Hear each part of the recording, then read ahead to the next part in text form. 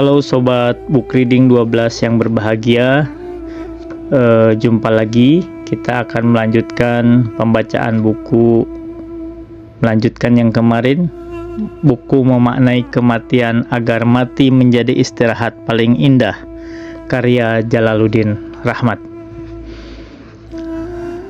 Bismillahirrahmanirrahim. Kematian dalam perspektif Sufi. Ada seorang mulia di Bukhara bernama Sadr Jahan. Ia terkenal dermawan. Ia membagi-bagikan emas dari pagi sampai malam. Hari ini ia membagi orang-orang sakit. Esok harinya para janda, keturunan Ali atau para santri yang belajar agama. Tidak terlupakan orang miskin biasa atau orang terlilit hutang. Ia memberikan hartanya kepada siapa saja dengan satu syarat: orang tidak boleh meminta dengan mulutnya. Para peminta harus berdiri membisu seperti tembok pada jalan-jalan yang akan dilewatinya. Pada suatu hari, seorang santri tiba-tiba merengek meminta. Ia menyampaikan permohonannya dengan mengiba.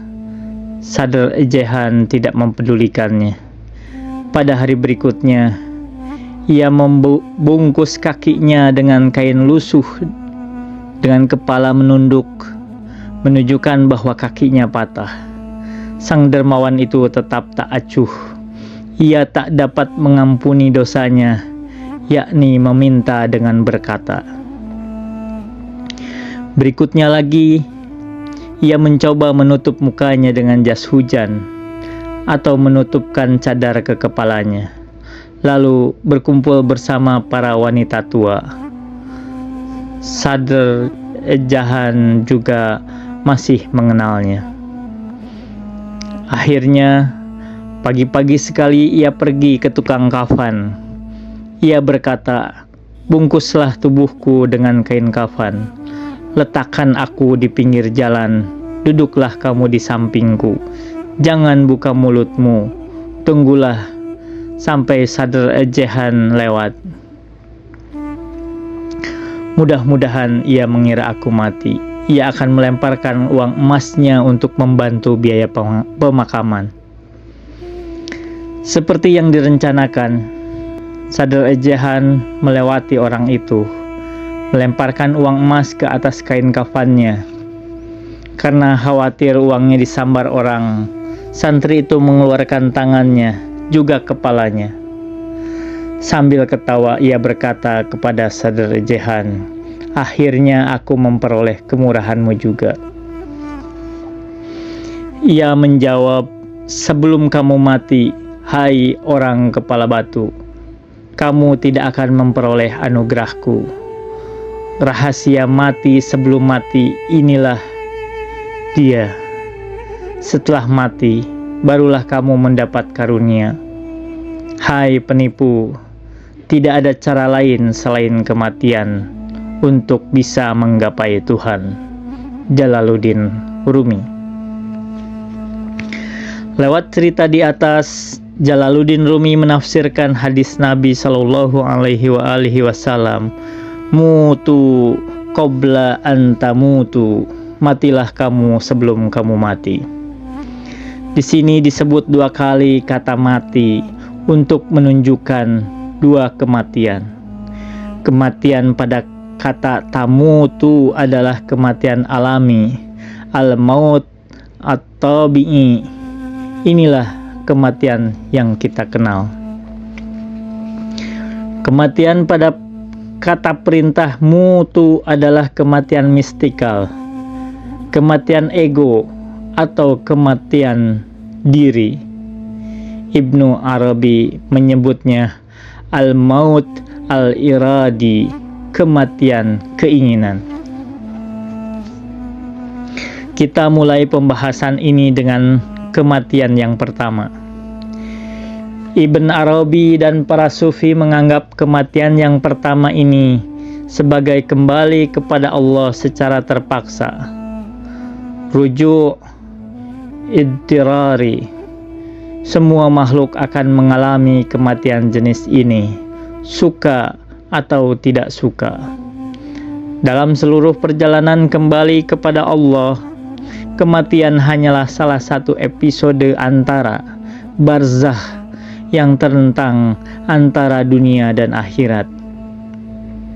Jadi, kematian pada hakikatnya adalah kehidupan baru dengan aturan-aturan dan pengalaman-pengalaman yang baru. Misalnya, jika dalam kehidupan dunia, jauhnya perjalanan kita dihitung dengan umur, dalam kehidupan barzakh, lamanya perjalanan dihitung dari dosa-dosa yang kita lakukan dalam kehidupan yang awal.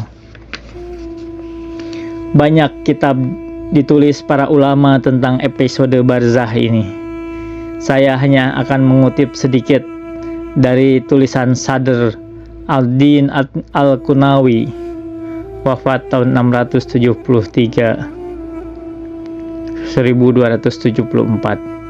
anak asuhnya As-Syaikh Al-Akbar Ibn Arabi.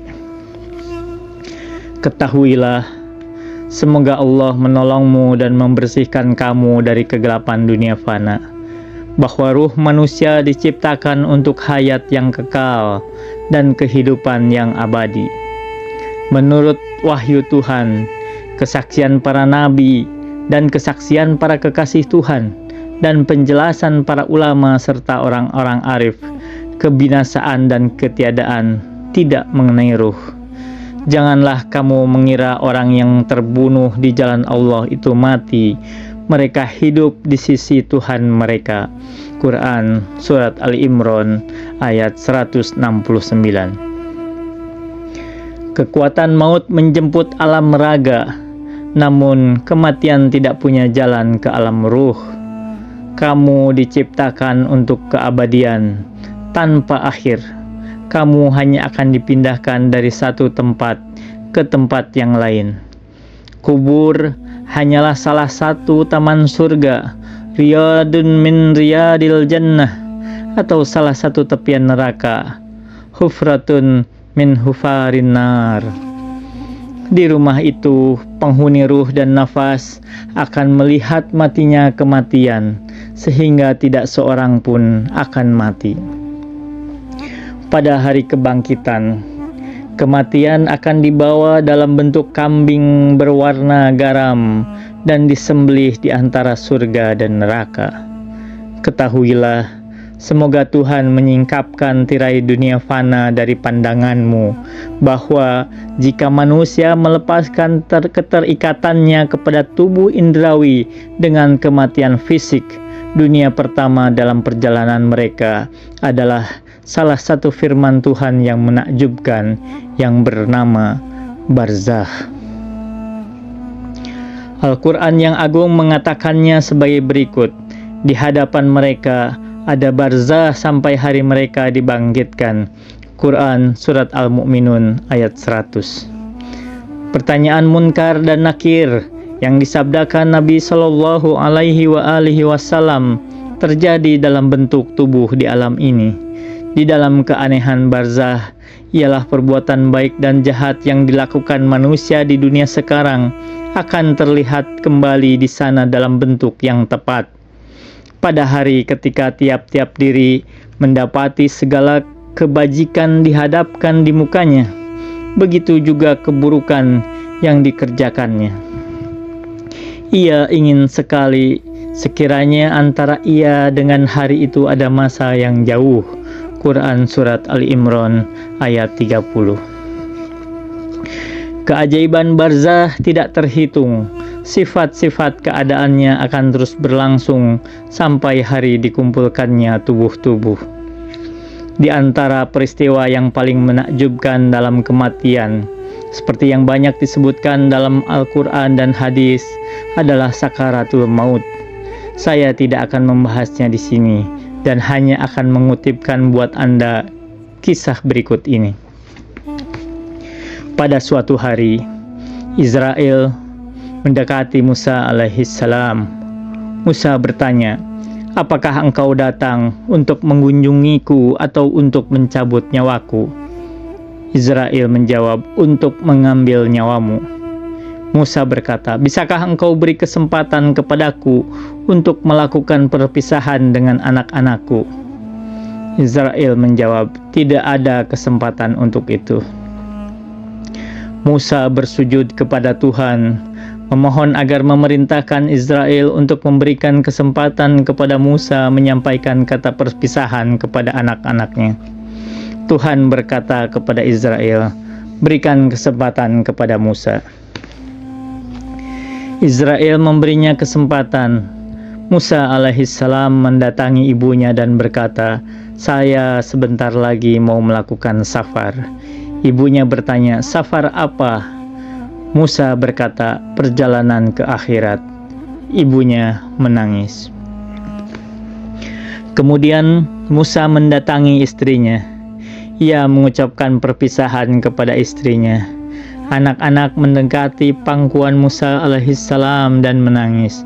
Musa alaihissalam terharu dan ia menangis juga. Tuhan berkata kepada Musa alaihissalam, "Hai Musa, kamu akan datang menemuiku. Untuk apa tangisan dan rintihan ini?" Musa alaihissalam berkata, "Hatiku mencemaskan anak-anakku." Tuhan berfirman, "Hai Musa, lepaskan hatimu dari mereka. Biarkan aku menjaga mereka. Biarkan aku mengurus mereka dengan kecintaanku." Barulah hati Musa alaihissalam tenang. Musa bertanya pada Israel, "Dari mana engkau akan mengambil nyawaku?" Israel menjawab, "Dari mulutmu." Musa berkata, "Apakah engkau mengambil nyawa lewat mulut yang sudah bermunajat kepada Tuhan?" Israel menjawab, "Kalau begitu, lewat tanganmu." Musa bertanya kembali, "Apakah engkau akan mengambil nyawaku melalui tangan yang pernah membawa lembaran-lembaran Taurat?" Israel menjawab, "Melalui kakimu." Musa kembali bertanya, "Apakah engkau mengambil nyawa dari kaki yang pernah berjalan ke Bukit Sur untuk bermunajat kepada Tuhan?"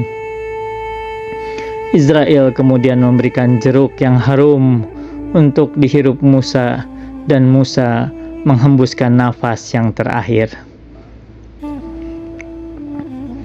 Para malaikat bertanya kepada Musa, "Ya ahwanal anbiya mautan, kaifa wajadta al-maut?" Hai Nabi yang paling ringan matinya, bagaimana rasanya kematian? Musa berkata, "Kasyatin tuslaku wahiya hayyatun," seperti kambing yang dikuliti hidup-hidup. Lebih 1000 tahun yang lalu, di tengah-tengah Sahara, pada hari Asyura, Imam Hussein berkata kepada para sahabatnya, "Bersabarlah kalian, hai putra-putra yang mulia. Kematian hanyalah jembatan agar kalian menyeberang dari keburukan dan kesengsaraan ke surga yang luas, kenikmatan yang abadi. Maka siapakah di antara kalian yang tidak mau berpindah dari penjara ke istana? Sedangkan musuh-musuhmu kematian hanyalah perpindahan dari istana ke penjara dan azab. Sesungguhnya ayahku menyampaikan kepadaku dari Rasulullah Shallallahu Alaihi Wasallam bahwa dunia itu penjara bagi orang mukmin dan surga bagi orang kafir. Kematian adalah jembatan bagi mereka ke surga dan jembatan bagi mereka yang lain ke neraka jahanam." Ucapan Imam Hussein itu menyimpulkan makna kematian alami. "Wa ma taufiqi illa billah, alaihi tawakkaltu wa ilaihi unib. Wassalamualaikum warahmatullahi wabarakatuh."